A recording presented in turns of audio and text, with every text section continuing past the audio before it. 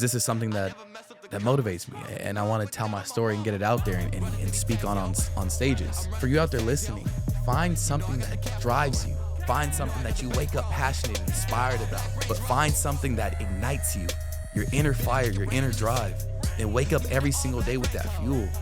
Welcome to Inner Pump, where we help driven individuals get the most out of life and build the inner mastery to drive growth, confidence, discipline, and mental fortitude, where overcoming adversity means doing the things you know you should do. Real topics, real people, real business. I'm your host, Ajee. Let's get it. This is Inner Pump. Let's get it. Welcome to another episode of the Inner Pump podcast. We got my boy Matt with me. We got me, Davey, in the building. Are you gonna say something, Matt? The first thing that came to mind, dude, is Ajee said people at the gym now are coming up to him at like 5 a.m. saying, "Let's get it." Literally, bro. I have friends. I haven't told you this. I have friends that love your like when you like something, you do something. I'm gonna do a terrible imitation. You go, "Come on, bro." Come on. I know exactly what you're talking about. Let's hear me. No, like when he's just like, "Come on, bro." Come on. That sounds like Ed Milet. He sounds like Ed Milet. I have some friends I was with this weekend that like throughout the weekend, if they liked it, they would do your "Come on, bro." No, they did not. Yeah, I swear to God, I just Bro. Come on. You know what? I'm about to flip. I'm flipping all the cameras off. I'm flipping all the cameras off. All right, Joe, that was for you, Joe. Please, Brandon, can we please I'm censor gonna get a blur over. Yeah, give me a blur on the fingers. I kind of went too quick. I don't know. All right, I got something for you. I just saw your story. Were you wake? I didn't think you were a wakeboard guy. Hey, surf me. That's your first time, Bro, it was actually, yeah. So basically, we can say my first time was like a month ago. And then, I kid you not, right when I stood up, I tried like 8 times to stand up. Right when I stood up, the boat broke. Oh, goddamn. Is it because you're 215 or what? No, I didn't break the boat. So today, I mean, you're heavy now. Yeah. I'm heavy now, bro. I'm kind of large, you know. Still got some abs though. But bro, today, oh, dog, it was so fun. I was out there surfing. I still need to get like my balance down, and for some reason I keep dropping my butt. And then as I'm like, because you gotta think about it like this, your left leg. Okay, for all y'all don't know, I've been wake surfing. That's what I was doing today. And if your left leg is your gas and your back is the brakes, right? But when I'm leaning on my left leg, I'm like sitting back, so my butt's breaking, but I'm thinking I'm going. It's fast, hard, so. man. I don't think I've ever gotten up. I've only tried like once or twice. Oh, okay. But so you're saying I'm more athletic than you? That's not what I'm saying. That's what he's saying. That's not what I'm saying. You said 8 times, so I have 6 more at bats. You're right. I have 6 more chances, right? No, I think it was 5. I think it took me 5 times to get up. I'm pumped for this episode. Oh, bro, I'm pumped. I can't wait, man. I've been waiting to ask some of these questions live because I wanna put you on the spot a little bit. Yeah, bro. Yeah. I know you're cool with that. Oh, bro, you already know. I don't know what I'm like. I'm about to say I'm like jelly beans, but I don't know that quote, so I don't think. No, it's not going anywhere. That's a good quote. Not going I don't anywhere. want to say that. Bro, someone told me the other with our last episode we did with all 3 of us. Yeah. Bro, they said you guys are freaking hilarious. They need more of us just joking on each other. I'm glad we did that one. It turned out funny because sometimes we have some funny ass shit that happens when we're not rolling. Another curse word. This guy curses more than me. Damn. Golly. I got to write down his curse words now for Brandon. So he gets them. Oops. It's okay. We cuss. In real life, if you know me, I cuss all the time. So well, it's all good. Yeah. So Rise is far away. He can't hear anything. Exactly. So I was gonna. Are you cool if I don't go into real estate right away and I go into, because I wanted to hear. I've heard some of your speeches. Yeah. And I don't think people listening or watching know that's what you've been up to, really. Yeah. All the speaking stuff and what your vision is with that, and really like your life story, some of your life story. You unpacked a little bit of it early, but I want to focus. If you're cool with it, I want to unpack a little bit of that because I think that's going to give people more insight into what makes you you. Yeah. No. So I mean, that's a really good point, bro. So honestly, let me just start by Toastmasters. I think that'll be a great place to start. So recently, I joined Toastmasters probably in January of this year, 2023, and I joined it with the intent and with the purpose of being a better speaker, speaking better on stage, getting rid of my filler words, my ums, my likes, and just learning how to tell a story, because this is something that motivates me, and I want to tell my story and get it out there and speak on stages, and probably not corporate stages because I speak a little too real sometimes. but this is the cool thing about Interpump. We could build the stage. We're building the audience now. We could build the stage, and once we build the stage, we're gonna be up there giving these speeches, man. So my story, though, it's been really cool to reflect back and think about what parts I want to tell and what parts I don't, and how to even tell a story, right? So if you wanted me to give a little sizzle of my story, I definitely can, man. So growing up, man, I was, you saw my dad here. My dad was on one of our previous episodes, and my dad and my mom had me when they were 17 years old. So they were kids having a kid. And with that, there could be a lot of, it's just like you're growing up, but you're growing up with, it's not like your mom and dad. It's kind of like your friends in a way, and so for me, man, the person I was super close with was my nana. My nana was my everything, and she still is. And growing up, man, I used to, it's weird because people are always like, Ajee, where are you from? And I'm like, well, I grew up in the high desert. I grew up in East LA with my nana. I mean, every breaks, summer break, winter break, weekends, every weekend I was in East LA. So I feel like a part of me, man, is from East LA, and the other part of me is from the high desert. But going to my nana's house all the time, man, I just knew at a very young age that I wanted to make it to the NFL for her. I wanted to do everything I could for her, bro. She was my everything. That's my why. That's my inner drive. That's when I woke up every morning and said, I'm gonna be the best person I could be because of her. And I think, and I'm gonna go to side note really fast, but for you out there listening, find something that drives you. It could be a person. It could be a place. Not a place. It could be a person. I'm over here giving nouns. Person, place, or thing. No, but honestly, find something that drives you. Find something that you wake up passionate and inspired about. And it could be a person, and it could be a doubter. Maybe people doubted you your whole life. Maybe you want to prove them wrong. But find something that ignites you, your inner fire, your inner drive, and wake up every single day with that fuel. And for me, I was lucky, bro. I was blessed at a very young age, middle school, to know this, right? And so I made a pact in middle school to make it to the NFL for my nana. So middle school, I worked my butt off. High school, worked my butt off, man. And it's funny because I remember stories all the time of some of my own friends in high school. They're saying, Ajee, you're always like a show off. You're always trying to run too fast. You're like, why don't you slow down? And I'm like, slow down? Have you met my dad? Yeah, for one, have you met my dad? And for two, Yeah. do you know I'm doing this for something bigger than me? Do you know this isn't about me? Do you So know at that this? age, Bro, at that age, I knew I had a why. I knew this was bigger than me, man. And it wasn't just about my nana; it was about my whole family. yeah, I know I could change the trajectory of my family tree. like you're the one, right? Bro, I'm the one. But I knew this at a young age. Bro, and like the amount of time that my dad spent with me in high school. Because, all right, let's back it up even more. So, like I said, my mom and my dad had me in high school. Well, my dad, he was involved in the streets, like he said on the podcast, and then he started playing football. So he got into junior college, then he went D1, and then he actually tried out with the Green Bay Packers. He got a spot to try out, and then he went to arena ball.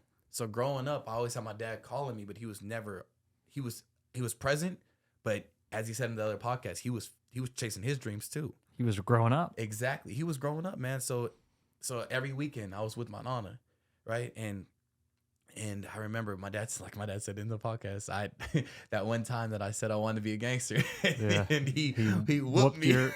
Yes, whooped my butt like one, man. Yeah. And from there he came back home, and after my 8th grade year, my freshman year, I moved with my dad, and that was the best decision I've ever made. Just because I knew if I stayed with my mom and stayed in that environment in the high desert, I wouldn't be where I am today. And back then, there was no one from where my mom lived that was getting Division I scholarships, even football scholarships in general. You know what I mean? It's just the type of environment. Back then, it wasn't as competitive as it is today. I'm very proud to say that now there is kids that are getting looks from where I was from. But back then, man, it wasn't. It was like, you got to get out of there. So I got out of the high desert, moved with my dad, and bro, he was drill sergeant. Like with my mom, bro, even 8th grade, it would be with me and my cousins, right? And we would just be like running the streets at night. We would just be hanging out, like doing fun stuff. Yeah. It was like super laid back to moving with my daddy. I'm like, Dad, can I go with my friend? No. Dad, what are we doing tomorrow? We're working out. What are we doing at school? We're working out again. So it was a total night and day shift. And that was, but like I said, bro, it was what I needed. It was what I needed because he saw something in me. And he was going to bring that out of me regardless if I wanted to or I didn't want to. And I'm thankful to have someone like that in my life. Because I know without that type of strict obedience or strict guidance, I don't know where I would be. And it's funny because my wife always tells me, she's like, I hope you don't raise our son, like your dad raised you. And I'm like, you are. Look how I turned out. Yeah. And she's like, but I hear a lot of stories of people going left real quick. Because I mean, for y'all who don't know me, I don't drink, I don't smoke, I don't even like to party like that, to be honest with you. And this is like going through college. And it's funny because I actually made a song. B, we got to put this song in the podcast. But in college, I made a song about drinking or liquor. It was a parody song. And it kind of went super hard. But I don't. I promise you. Is this T-shirt stage or this is, Mariana? My rap name was Mariana too.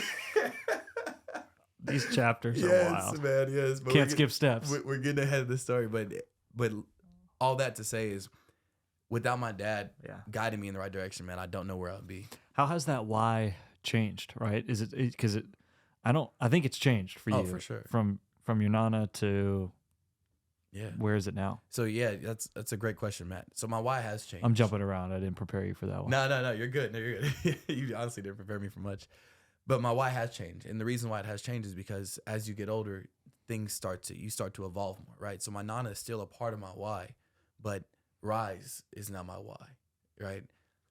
My family is my why.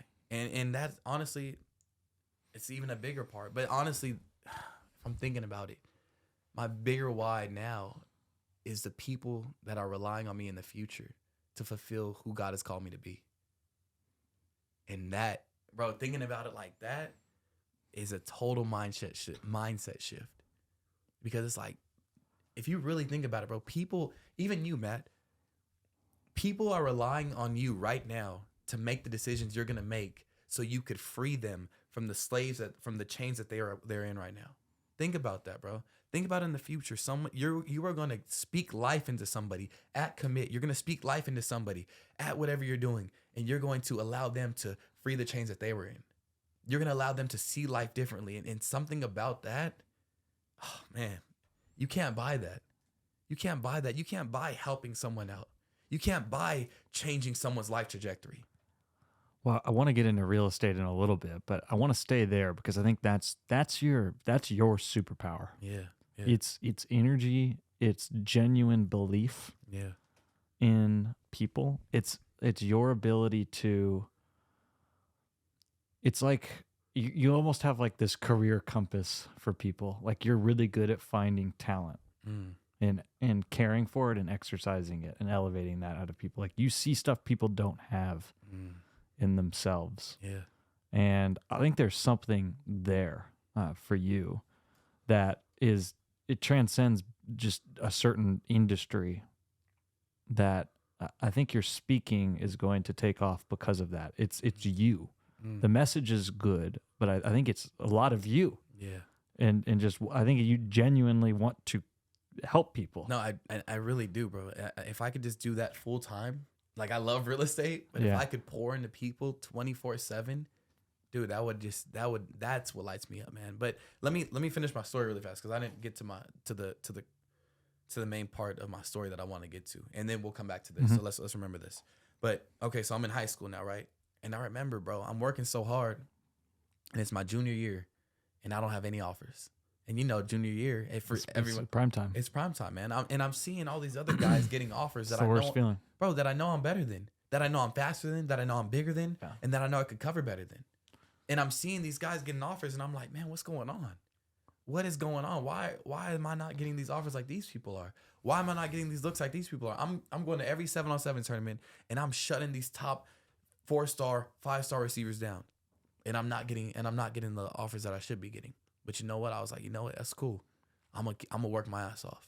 I'm gonna grind. That's all that's if there's one thing I can control my effort. I can control how hard I work. And so I just made a pact to myself, man, to keep going hard. Go harder. Go harder. And then so my senior year of high school, bro, I remember my coach was like, oh yeah, Ajee, you're good, but you're not, I don't know if your D1 could. And I'm like, watch me. So I go, bro, this is a crazy story. First 3 games? Bro, no, nothing still. Well, no, that's false. New Mexico Lobos was my first offer, Division 1. ASU was right there, and then some stuff happened with them internally, and I don't know what that happened. But yeah, I had Lobos as my first real offer, but that wasn't at the first 3 games. I went through almost the entire season without getting an Senior offer. year. Yeah, and I'm balling out though, and I'm in one of the best schools in California, Pac-5 Division 1, one of the best divisions in the nation. Yeah, balling out. And what sucked my senior year is, bro, I really didn't get looks. Like if you watch my film, I was just destroying. Like I was just trying to just kill people whenever I get the chance because I didn't get looks. I didn't get throws my way that much. Yeah, not at all. Same thing with me. But here's a crazy thing. Yeah, that's a crazy thing about us is like, I feel like there's a really good business lesson in that is like, you have to take advantage of every chance you get, especially if you don't get a lot of chances. And that's life. There's going to be some opportunities in life that come to you and you don't know if you'll ever get that chance again. And if you do get it again, you better take advantage of it because it's not going to come twice. It's not going to come 3 times. And that's just like us, bro, in football. The very little chances you get, you had to make a play. Especially playing defense and especially in a game like football. Yeah, there's like in high school we played 10 games in the regular season, and to your point, like I had to like brag on my stats about how many times somebody threw at me. To your point. Yes, exactly. Right? I had to like put in there, like I didn't have a lot of interceptions my senior year, but I played way better than my junior year where I had a lot of interceptions because people were throwing at me my junior year. Exactly. And nobody, it's just this weird, keep going. I could just relate to this. Bro, and it's funny because you said that. So my junior year, I had 2 picks in one game, 1 pick to the house. Yeah. One in the first like 2 games of the season. I did 5 in the first 3 games, and then nobody. And Yes, I think I had one. Like, I think I had one my senior year because. Yes, after they see field that. All right, and I was way better my senior year. Yes, bro, way same, better. Same. I think we had the same. Exactly, bro. But here's where the blessing comes in. Yeah. So I could have easily been like, oh man, I'm not doing it. Excuses, whatever. Excuse, right? But I'm like, no, I'm gonna keep working. Victim. And bro, I got invited to the Cal State All-Star game. This was one of the first years they did it. And to be honest, I didn't even get invited to like the top tier one. Yeah. So there's like one for like the 4 stars or 5 stars. I got invited to the 3-star one. And guess what? I was like, all right, you know what? I'm gonna show out. They want to say I'm not good enough. I'm gonna show them what I'm about. Bro, I went ham that game. Taking people out of the game, whatever. There was somebody. Listen how crazy God works, bro. I never heard this bro, part. Listen how crazy God works.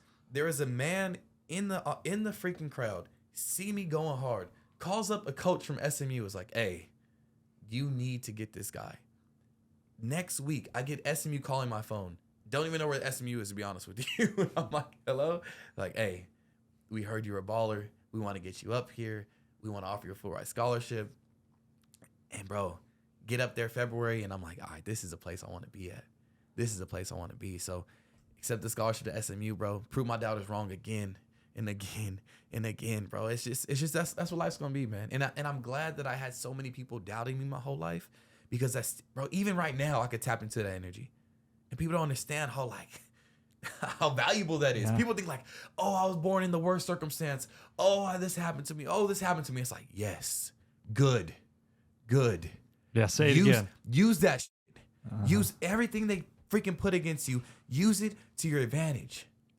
Bro, think about it. If you didn't go through life, if you didn't go through struggles, if you didn't go through pain, if you didn't go through challenges, who would you be today? Life, especially for men, if you're a man and you didn't go through any challenges, you didn't go through any struggles growing up, that's why the world is the way it is today. So it's like, why are we running away from challenges? Why are we teaching men to run away from struggles? And this is what I like to say all the time, bro. It's like, challenging times don't define us. They drive us. If I was to stop every time a challenge happened and let that hard time define my life, bro, I would be a victim. I would be a victim to everything life is throwing at me. And you're big on that victim mindset, even with your culture. And I love how you're bringing that in your culture because so many corporations now just allow people to have a victim mindset. And thinking about having a victim mindset in and of itself, if you know anything about the mind, you will understand that having a victim mindset, what you see is what you'll get. So if I'm thinking that everything is woe me, oh this happened to me, oh racism, oh I'm black, oh they didn't look at me because of this, they didn't do this. I could find a reason for everything, when it probably 99% of the time isn't even what I'm thinking of. It's a frame shift. It's a frame shift. You have to but here's where I think you're fortunate and I'm fortunate because you had somebody when stuff gets challenging. When it first starts to happen to you and you get uncomfortable, you want to quit. Exactly. And that I want people to listen that even as natural as pushing forward is for Ajee and even me now, it wasn't always easy. Exactly. And so my example is I would have quit football my sophomore year because I wanted to play basketball. And my mom said, "You're playing. That's it. You're playing." And forced me to play. Isn't that crazy? Yeah. So like for you, a lot of players would not have played in that game. Exactly. Because they would have been offended. Right? Ego. Seriously. Ego. Oh. Or I don't want to get hurt. Yeah. There's nothing there for me. There's no upside. But you had good people around you. Exactly. People to push you. And now when stuff comes up, that's where you're no longer in the victim mindset. You have that frame shift that says there's something there for me. Exactly. And if there's not, I'm going to create it. I'm going to create that momentum. Exactly. So yeah, bro, back to the story. So college, get a degree, get a full ride scholarship. And as I'm at SMU, bro, I think I'm coming in first year. I'm about to start. Yeah. Get humbled real quick. Bro, it's funny. I told my dad, I'm like, we're going to Baylor first game. You got to come. I'm going to play. They told me I'm going to play. Not even traveling. No, they traveled. No, I traveled. Okay. So, bro, I'm full pads. I remember me and my best friend Shaq, we're over there like, yeah, we're getting in. We're getting in. Yeah. And funny, long story short, he actually played as a true freshman. Somebody got hurt. He got in there. And my next year, I balled out as a redshirt freshman. So long story short, my third year, I'm getting ready to make a tackle, right? And as I'm getting ready to make this tackle, actually, let me give you the detailed version. So it's second half, third down, third and short, about 3rd and 4. I'm at defensive back, meaning I'm covering the receiver. Quarterback set, height, boom. The receiver runs a slant. I come in, I'm nickel, right? So I'm blocking him. Boom. Make the PBU. As I'm making the PBU, I'm making the tackle. My own teammate comes full speed with his helmet. Boom, hits the crown of my head. I black out. I look up. I remember the ref coming over here. He's like, "Son, are you okay?" I'm like, "Yes, Dad." I was messed. Damn. I was messed up, bro. Concussed. But here's the bad part, man. Is so as I'm concussed, I'm thinking to myself, like, man, this may be over. But I don't know what the doctors are gonna do. I don't know if they're gonna tell me I'm not gonna have to play. I'm never gonna play again. And then it wasn't so this happened in about October, and it wasn't until December they told me, "Ajee, yeah, you're gonna hang it up, man. Due to many concussions, you'll never play football ever again." And hearing those words, bro, I'm like, dude, when he told me that, I said, wait, this football can't be over. Like, you gotta understand, I'm doing this for somebody. This is bigger than me. This is for my family. Like, I got people to feed. This is my only way out. And I remember he told me, he said, "Well, son, do you want to remember your kids' names in the future?" And after he said that, I was like, damn, this is real. Everything I worked so freaking hard for, my dreams, my life, everything I put into this, my blood, sweat, and tears is gone. Gone in the blink of an instant, in a second, taken away from me. And it's one thing for me to just not make it, but it's another thing for it to be taken away from me too soon. Right? I had another year of eligibility left. Who knows where that would have went? But just for it to be taken from me, man, that was one of the darkest times of my life. That probably was, it was that and another time was the darkest time of my life. I was depressed. When you do something for so long and that's your identity, and this is a great point too right here, man. It's like, don't get caught up with certain things for your identity, right? As for an example, I was known as Ajee the football player. That was my identity, not Ajee the hard worker, Ajee, the person who wakes up early and grinds. Ajee, the person who commits to doing what he says he's going to do. My identity was tied into football. So once that was taken from me, I didn't know who I was. I didn't know who I wanted to become. I didn't know what I wanted to do with my life. And I remember vividly, bro. I remember one day I was just praying. I wasn't even praying, bro. I was on my knees crying. And even like thinking about this now makes me a little emotional, bro. I was just crying and talking to God, asking God, why? Why did you take everything from me? You know how hard I worked for this, God. You know the pact I made in middle school, God. You know I promised my family I was going to make it, God. Why did you take everything from me? Why did you do this to me? And I remember it. I remember hearing his voice. And he said, you're going to be okay, my son. You're going to be okay. And bro, it was something so comforting, bro. It was crazy because I'm on my knees crying and I'm hearing that voice and just something just like a calm peace just comes on me. And right when I felt that, and some people would say, oh, that wasn't God. Well, whatever that was, bro, it allowed me to, like, it wasn't like all the anxiety and the depression and all that stuff was gone, but it was just at that moment, it just felt like peace. So then what I did after that, man, I was like, all right, I need to go on YouTube. So I go on YouTube and I type in motivational videos because the Lord knew I needed it. Yeah. And the first video that popped up was Les Brown motivation. And so I clicked it. I'm like, Les Brown. And then so as I'm listening to him, I'm like, oh, before he played this guy a little bit. I didn't know who he was. I wasn't big into this industry. And he says something. He's like, you're the one. You're the one. He's really big on that. Uh-huh. You're the one. And I remember thinking at that moment, I'm the one. I'm the one that's going to change my family's life. I'm the one that's going to change my family's trajectory. And it might not been from football, but it'll be from something else. So I looked in the mirror, bro. I promise you, I looked in that mirror and I said, Ajee, you're the one. You're the one. And I had a photo of me and my Nana too in my room. And I turned back at that photo and I said, Ajee, you are the one. And I looked at my Nana. I said, Nana, I'm the one. And bro, from that moment forward, it was something that switched in my mind, and it was like a light bulb that went off in my head.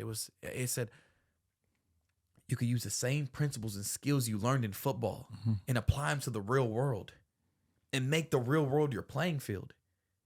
And once I said that, I was like, oh, Time to compete. oh yes. So I lost football, but I didn't lose the game because the game is life.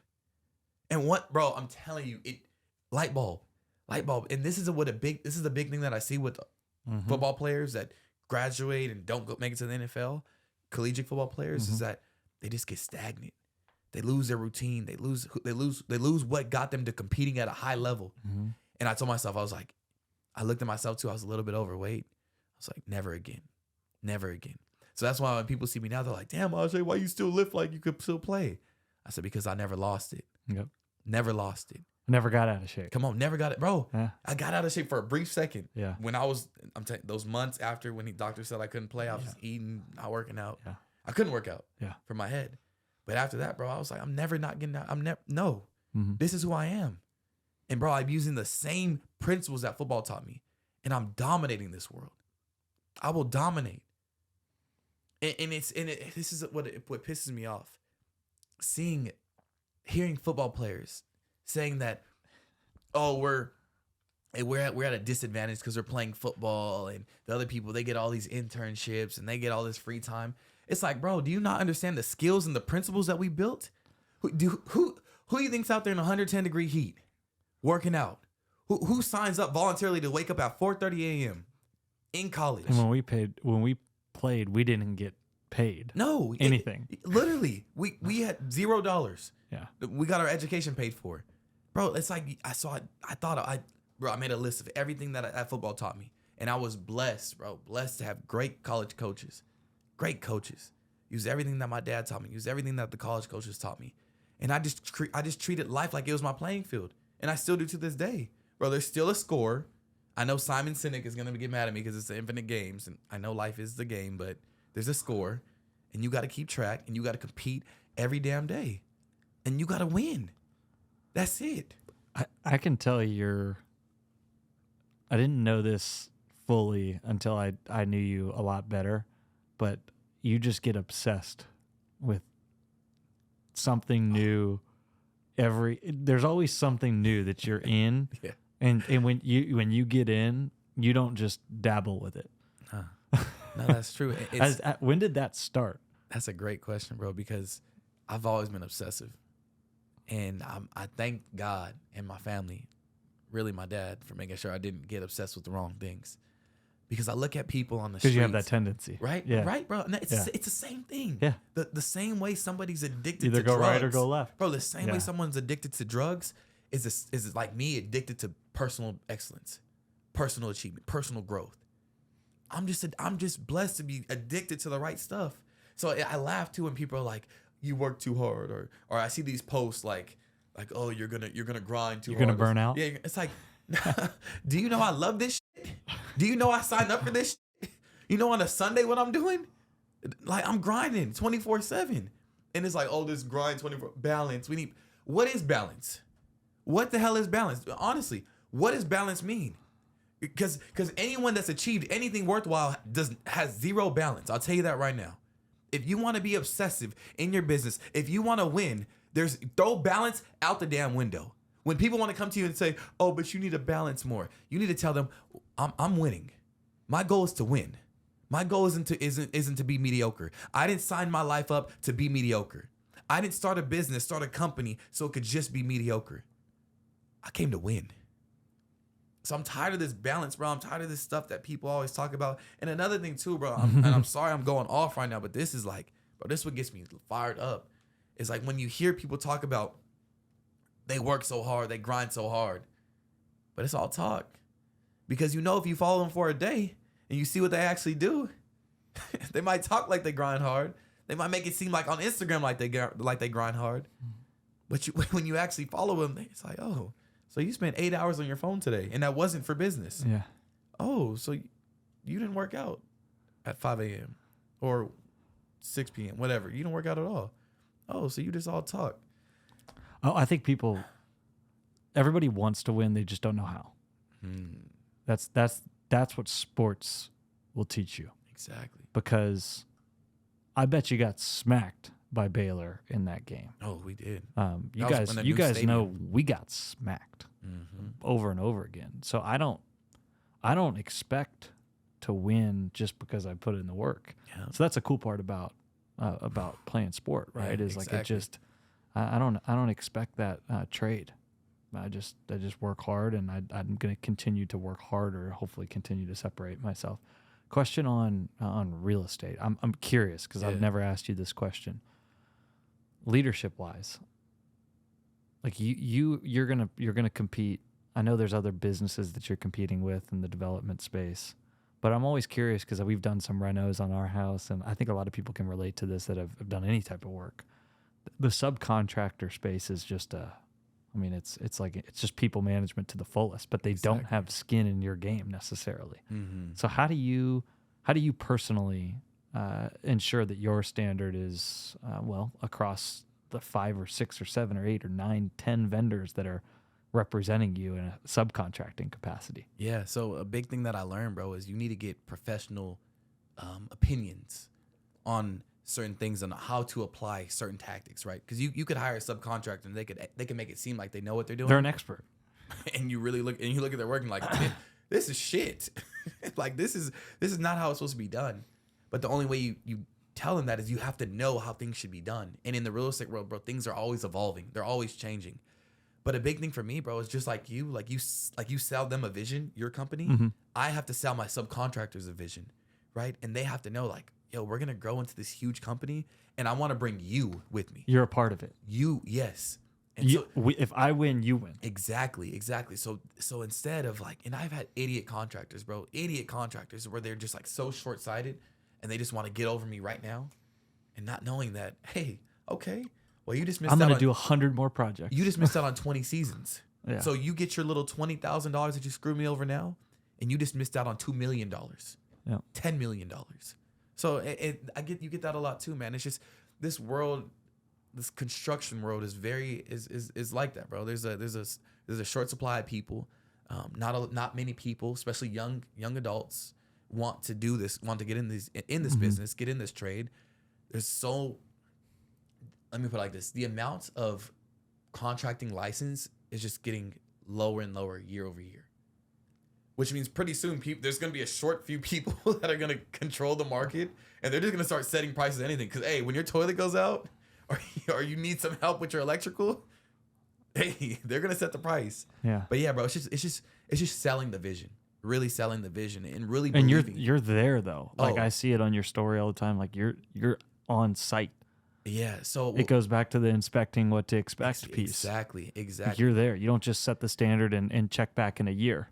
And it's funny because a lot of people are like, Ajee, why do you still do that? Why do you still go to the job sites? Why do you still get your hands dirty? And it's like two things. One, I love to grind, bro. And I love to be with people that work hard. Like you think, bro, we think we work hard. Get with these blue collar workers who need the money to feed their family. Mm-hmm. They don't care if it's 115 out, feels like 115. They are working. So if you're in the office all day, just understand how blessed you are and how fortunate you are just to have AC. Because, bro, this summer has been hot. And these guys are sweating so much, but they're working hard because they got to provide for their family. And so, bro, just like being around these people, that's the American dream for me, bro. Being around hardworking people that just want to provide for their family, dude, it means the world to me. It means the world to me, man. So I don't think a lot of people know that you're in business with your wife. Yeah. What's that like? It's funny, man. Is she the CEO? basically, we started. Honestly, I don't know anything else. This is how we started our company.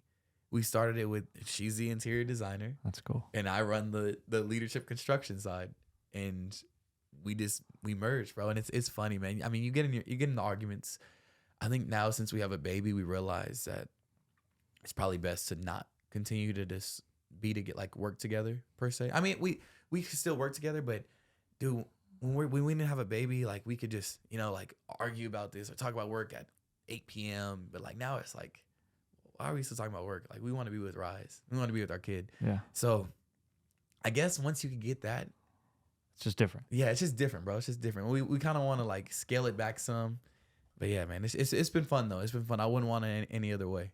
So before we move past real estate, advice for anybody thinking about going into real estate? Yeah, so luckily I get to talk to a lot of people about real estate and tell them the real, the authentic truth about it, right? Because everyone's like, oh, give me real estate, getting this and that. I want to be a developer. It looks so good. And it's like, I was talking to somebody recently and I was like, dude, to be honest with you, be an agent. Be a real estate agent, but be a dog. Be a winner, right?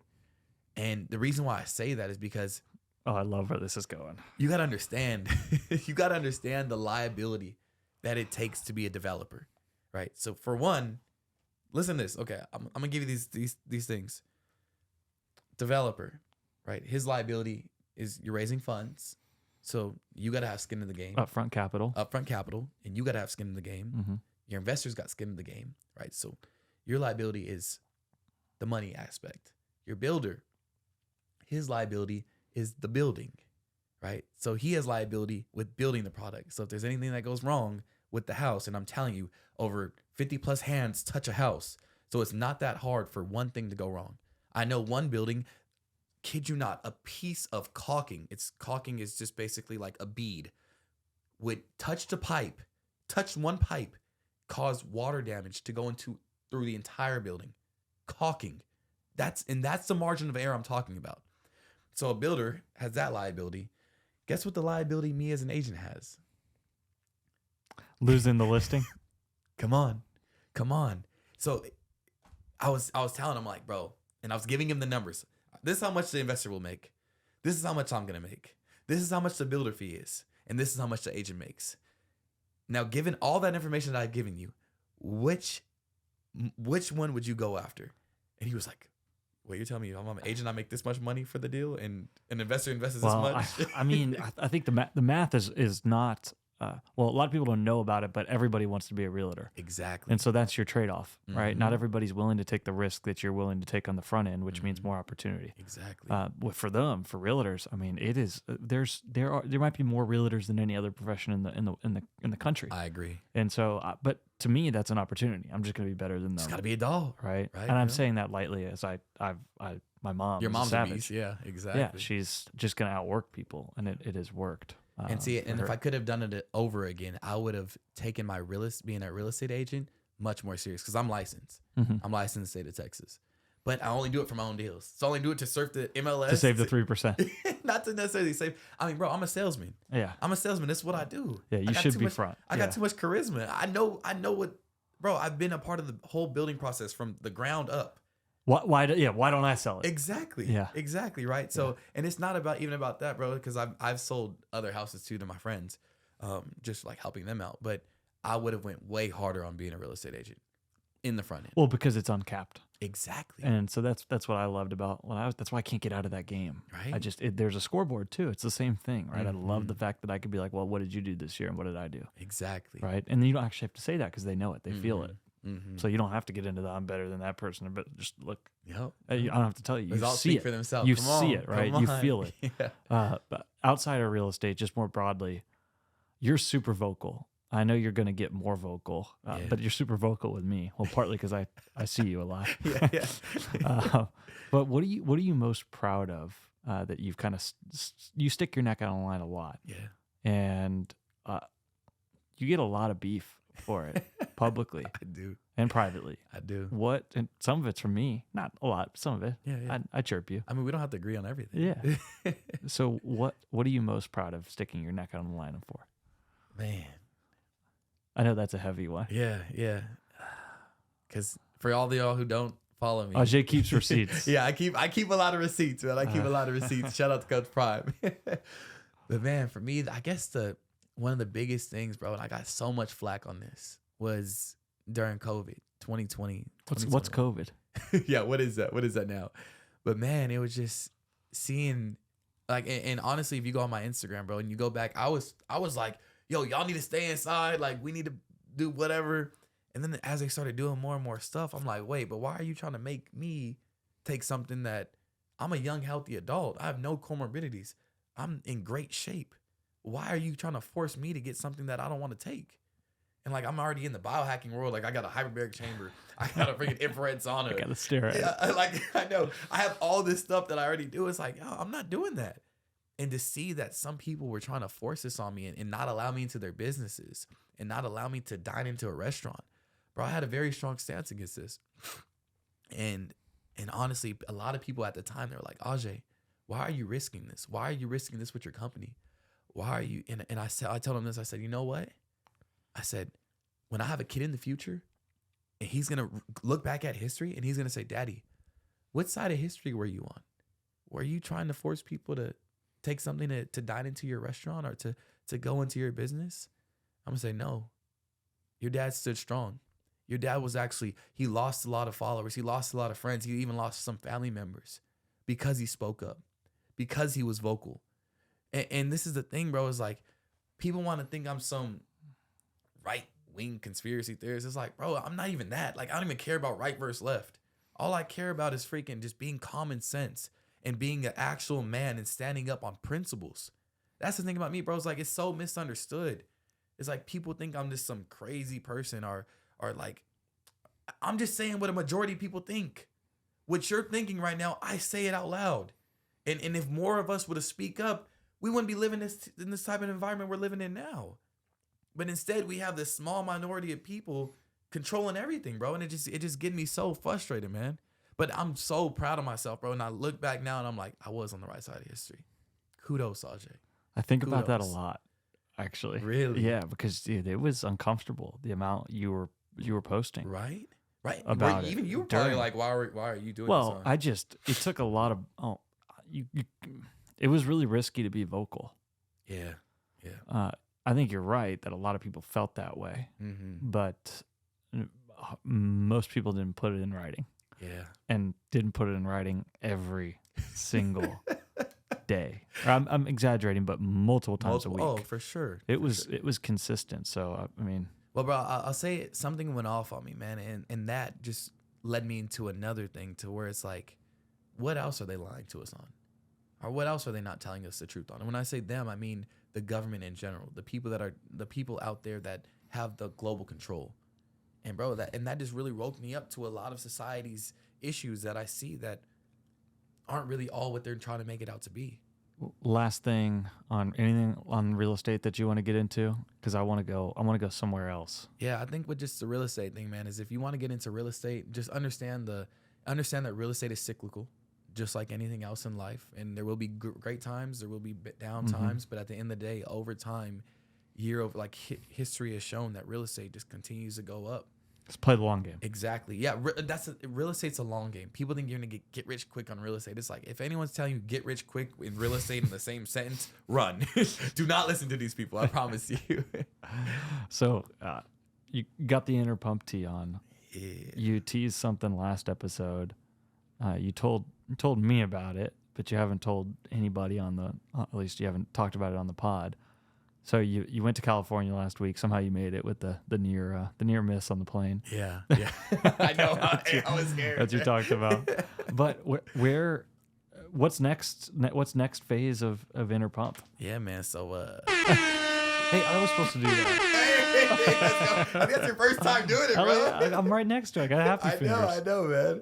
Hey, well, so Inner Pump, we want to build a community with Inner Pump, and I don't say we want to. Let me change my what I say. We will build a community with Inner Pump. We're building a community of like-minded individuals that want to be the best that they could be, that want to be all God has called them to be.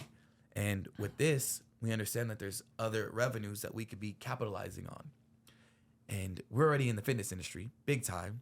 So it's like, all right, and our name's Inner Pump. Why don't we just come out with a pre-workout? Something to get you pumped up before the gym. Because I already know you listen to this podcast and you're getting pumped up.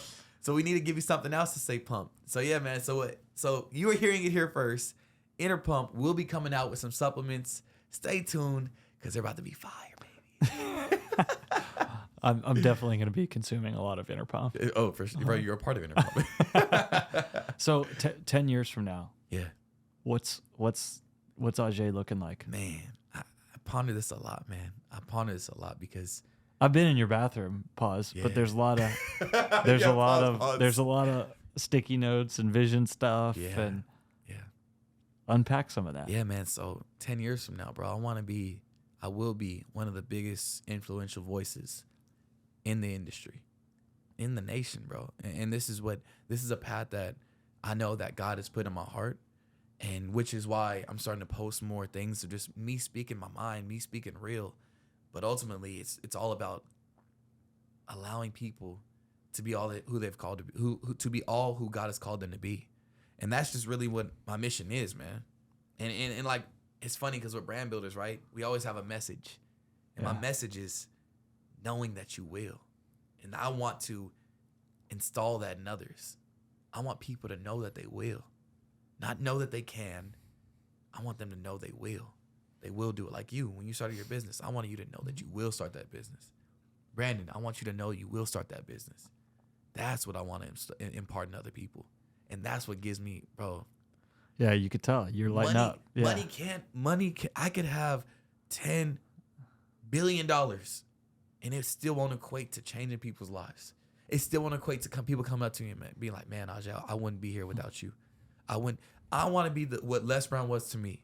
When I was in my darkest moments and I heard him say, you're the one. What's the quote? You're most powerfully positioned to help the person who you once were. That's such a good quote. And that's exactly what I want to do, bro. Because you could tell it's genuine, right? Yeah. So when that's why that quote's so good, is you can't fake that. Exactly. And people can feel. Now, people know when you're being real or not. Yeah. I mean, dude, you're emotional just talking about that. Right, bro. I'm telling you, man. You know, so that's why people will listen, because they feel it, right? You can't.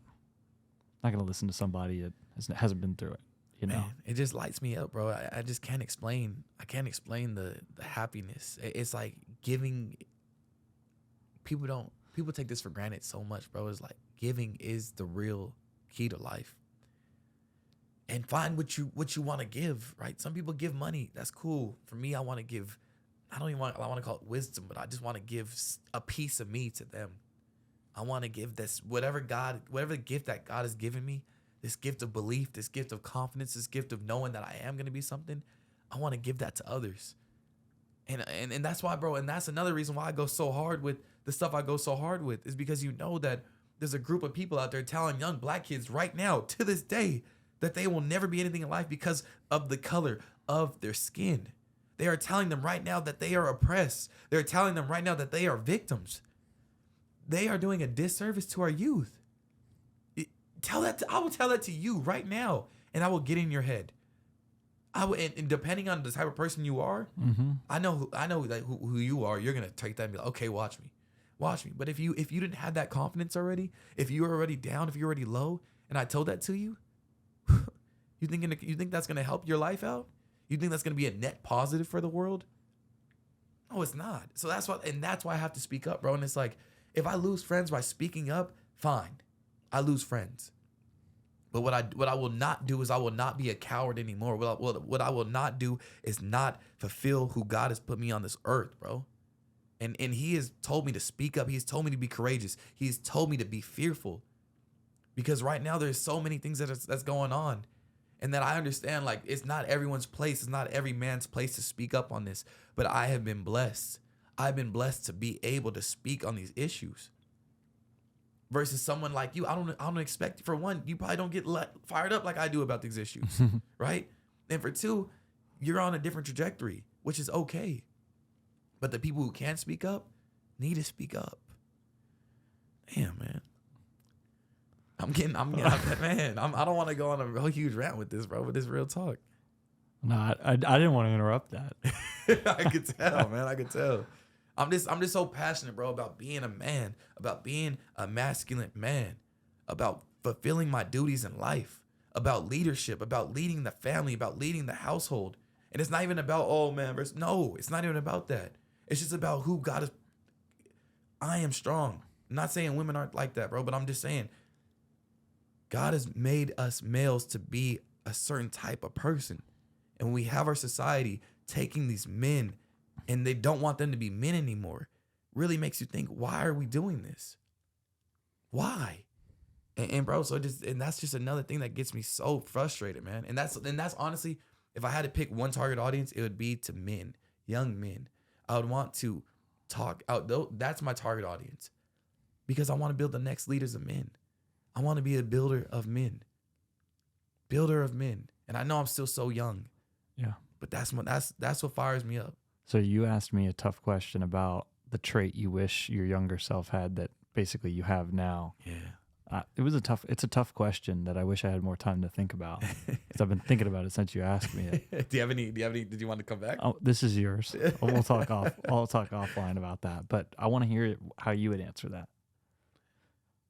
Man, a trait. This is the college Ajee, right? Mm-hmm. Yeah, I think it would just be the biggest thing for me if I'm talking back to the college Ajee, would be, don't have your identity wrapped in football. Know that football is a tool. Know that it's a vessel, but it is not who you are.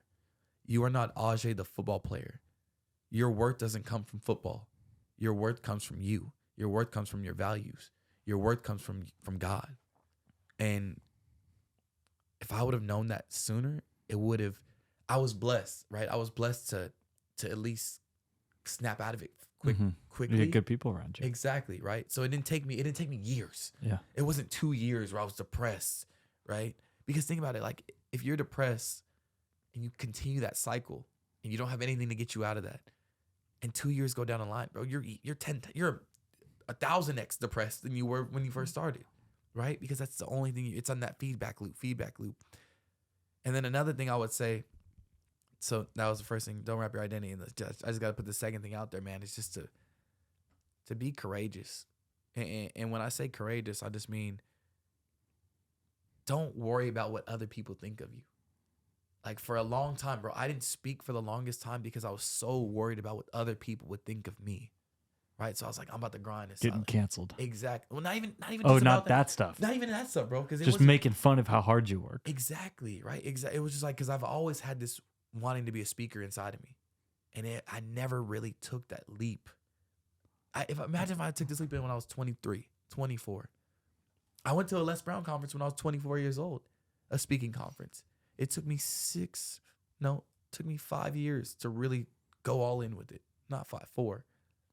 But imagine if I would have just not cared what other people thought. Well, of me. I think, man, it's true. It's true, but you also, those steps are what makes your story so much better. That's true. Right? So I had that same thought when you were saying something for yourself. yeah, because you can always look back and say, what do we always say? Like failure's a prerequisite to success. Yeah, That's because you have to get stronger exactly. through that. And so, But I wish I just didn't care about what other people thought of me. I wish I didn't care that people would say, like, Well, oh, who does this guy think he is? Does he think he's a motivational speaker? and I think that part is, it's inch by inch for people listening to this. You're never gonna just overnight say, I just don't care, and stick with it. You might do one or two things, but stay consistent for a month or two with certain things. Get better, get more uncomfortable, and again, it's gonna get easier and easier because that's what you've done. You started speaking out on a couple different things, Exactly. added a couple more, and started to be okay with it. Yeah. No, Started to that's feel facts. more fulfilled because you're being honest. And Exactly. and that's now built this to where you've got the confidence to say, I'm comfortable with it. Exactly. And my last point, bro, that I wanna leave off the audience with is like, listen, it's okay if you don't agree with 100% of things I say. It's okay if you don't agree with 100% of things Matt says. But what we need to come to a point in this world to where it's okay if you're friends with someone that doesn't have the same political beliefs as you or this and that. Like, we need to come together and we need to still be friends and still understand that we are all Americans at the end of the day. And it's funny because I told Matt before this, I was like, listen, bro, if anything ever comes through your business with this, like, let me know and you know how to do this, because like that means so much more to me. But at the end of the day, it's like, it's so sad that I have to say that because I'm not saying some crazy stuff. Like, I'm not saying You're some other stuff. just having your own opinion. Exactly. So it's Yeah. like, it's sad that we have to preface an opinion with saying who you are as a person and this and that. It's just like, I just want to just get to everyone out there listening, watching this. It's okay if a person that you're friends with doesn't have the same beliefs as you. No matter how much you try to convert them to have the beliefs you do, it's okay. You could still be friends. I think that's a little bit of a misconception that people have of you, though. Right? Is that you are so opinionated that they just don't engage because you're so confident. They don't engage in that counter argument. Yeah. But they don't realize how open you are to that discussion. Exactly. That's the difference. Bro, and that's what you brought up, a great thing with COVID, right? I didn't tell one person. I know a lot of my friends were trying to say, everyone needs to mandate this. I didn't go up to them and say, F you, you're never my friend. I was like, I would. You just wanted to have a conversation. Tell them, wait, can you please explain to me why this makes sense? Block me. Unfriend me. Yeah. And so that was the thing that hurt the most, man. So if I could leave one thing off with y'all, man, it's just, if you have a friend out there that you said, or that you basically canceled, send them a text. Yeah. Call them, reach out to them, tell them you're sorry, and tell them that you could still be friends. Because at the end of the day, we're all Americans. Really, really good, man. I learned a lot. And, you know, I got love for you, so I appreciate you opening up on this. You definitely shared more than I honestly thought that you would, which is awesome. Amen, bro. Amen. Well, you want to sign us out? You got it. We out, baby. Interrupt. Peace. I never mess up the commas. You know I put that on my mama. Well, that's all we got for this episode of Inner Pump. One thing that would really help both of us and other new potential listeners is for you to rate this show and leave a comment on Apple Podcasts, Spotify, or wherever you tune in to listen. Also, make sure to check us out at innerpump.com on social media. And if you enjoyed this episode and received anything of value, please share this podcast with anyone you think might enjoy it.